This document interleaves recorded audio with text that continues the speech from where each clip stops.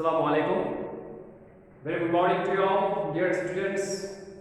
Welcome to my online class. This is Muhammad Rahmatullah Rifat, Assistant Teacher of English, South Nafura High School, Raljan, Chattogram.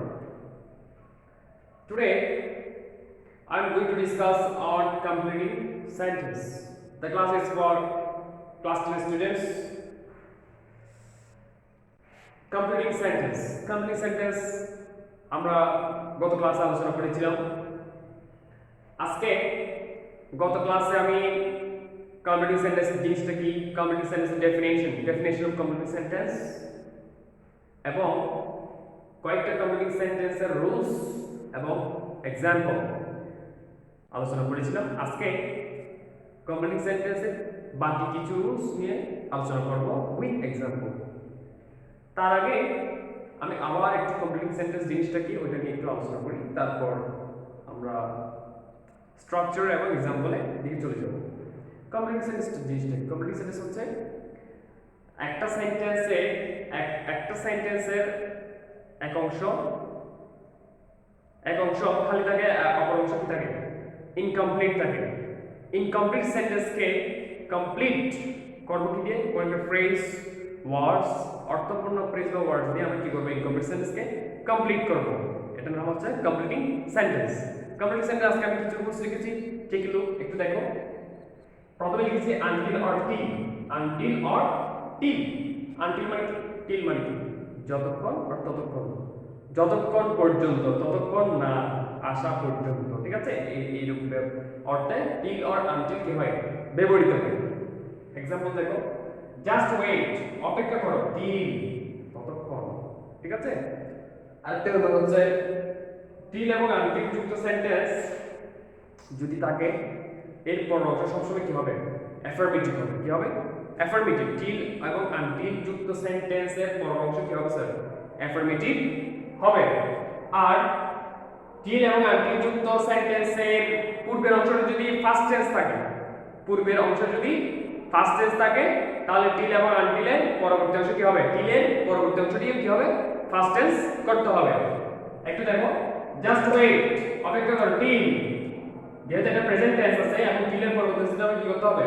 Affirmative নিয়ে যেতে হবে। তাহলে subject he comes. Clear?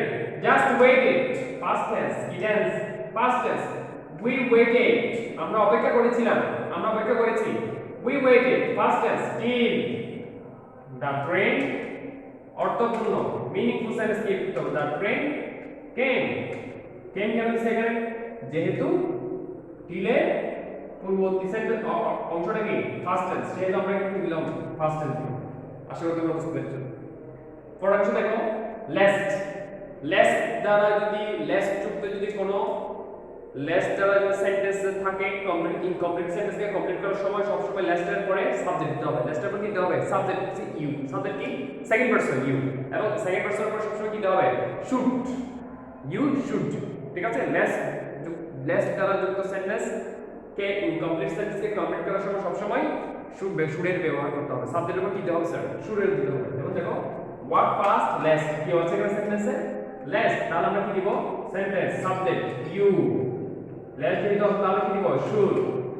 Least যেটা sentence দিব, you should miss the train. আশা করি বুঝতে পেরেছো। Come to the rules. So that, কি লিখেছি আমি? So that মানে হচ্ছে যাতে। So that মানে কি? যাতে। So that যুক্ত কোন ইনকমপ্লিট সেন্টেন্সকে যখন আমরা কমপ্লিট করব, তখন so that এর পরে সাবজেক্ট বসবে। কি বসবে স্যার? সাবজেক্ট। সাবজেক্টের পর so that এর পূর্বের অংশ যদি প্রেজেন্ট টেন্স থাকে, তাহলে পরের অংশ আমরা কি দেব? মে এবং ক্যান ব্যবহার করব। সাবজেক্টের পর কি? অক্সিলারি ভার্ব মে এবং ক্যান।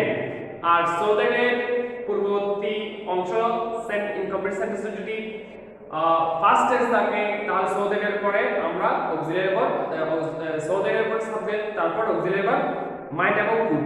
মাইট এবং কি? কুড। দেখো, he works hard. He works hard, সে কঠোর পরিশ্রম করে।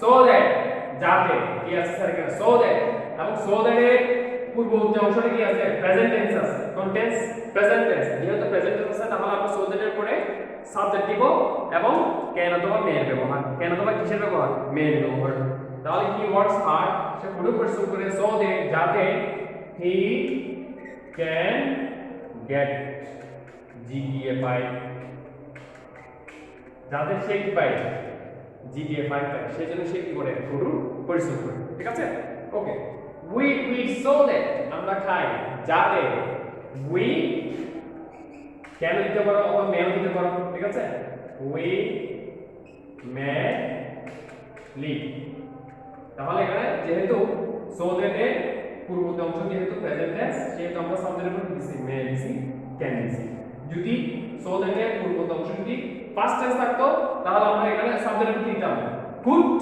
অথবা might পুরো তবে কি might এই জিনিসটা একটু মাথায় রাখতে হবে next come to the rules in spite of or despite in spite of or despite in spite of or despite of তো সত্ত্বেও কি বলছি সত্ত্বেও থাকা সত্ত্বেও আমরা বলি না ওর টাকা থাকা সত্ত্বেও ঠিক আছে সত্ত্বেও অর্থে ব্যবহৃত হয় in spite of or despite example দেখো in spite of his poverty আমাকে ইনকমপ্লিট সেন্টেন্সের সাথে সঙ্গত রেখে অর্থপূর্ণ কি করতে হবে সেন্টেন্স ক্রিয়েট করতে হবে সবগুলো কমপ্লিট সেন্টেন্স রুলস ক্ষেত্রে একই নিয়ম ওকে দেখো in spite of his poverty in spite of সত্ত্বেও his poverty দারিদ্রতা ঠিক আছে দারিদ্রতা থাকা সত্ত্বেও কি দিতে পারি পজিটিভ দিতে পারি না নেগেটিভ দারিদ্রতা থাকা সত্ত্বেও he is unhappy না happy he is happy সে সুখী তার দারিদ্রতা আছে তারপরে সে কি সুখী তাহলে কি in spite of his poverty দারিদ্রতা থাকা সত্ত্বেও সে কি সুখী ওকে নেক্সট एग्जांपल দেখো despite his good qualification তার ভালো যোগ্যতা থাকা সত্ত্বেও সে কি পরীক্ষায় কি করেছে ফেল করেছে he failed in the examinations he failed in the examination তাহলে কি বলছি in spite of R despite মানে কি সত্ত্বেও despite his good qualification তার ভালো qualification যোগ্যতা থাকা সত্ত্বেও he failed in the examination সে পরীক্ষায় কি করেছে ফেল করেছে next come the rules unless অর্থ হচ্ছে যদি না unless তো কি বলছি যদি না एग्जांपल দেখো unless you work hard যদি না তুমি কঠোর পরিশ্রম করো যদি না তুমি কঠোর পরিশ্রম করো অথবা তুমি যদি কঠোর পরিশ্রম না করো যদি না তুমি কঠোর পরিশ্রম করো you will not shine in life or prosper in life তুমি লাইফ কি করতে পারবে না শাইন করতে পারবে না উন্নতি করতে পারবে না ঠিক আছে যদি না তুমি কঠোর পরিশ্রম করো তুমি কি করতে পারবে না লাইফের জীবনে উন্নতি করতে পারবে না শাইন করতে পারবে না তাহলে আনলেস যুক্ত সেন্টেন্স যদি থাকে তাহলে পরবর্তী সেন্টেন্স কি দিব আমরা ফিউচার টেন্স ব্যবহার করব okay unless you work hard যদি না তুমি কঠোর পরিশ্রম না করো you will not shine in life তুমি কি করতে পারবে না জীবনে শাইন করতে পারবে না ওকে তাহলে আমরা আজকে কি আলোচনা করছি কমপ্লিটিং সেন্টেন্স কি এবং কমপ্লিটিং সেন্টেন্সের কিছু গুরুত্বপূর্ণ রুলস এবং एग्जांपल নিয়ে আমরা আজকে আলোচনা করেছি আশা করি তোমরা বুঝতে পেরেছো সবাই না বুঝলে আমাকে বলবে ইনশাআল্লাহ আগামী ক্লাসে আমি আরো বিস্তারিত আলোচনা করব কমপ্লিটিং সেন্টেন্স নিয়ে আপাতত আজকে এইটুকু সবাই ভালো থাকো সুস্থ থাকো the class is up to here thank you all assalamu alaikum wa rahmatullahi wa barakatuh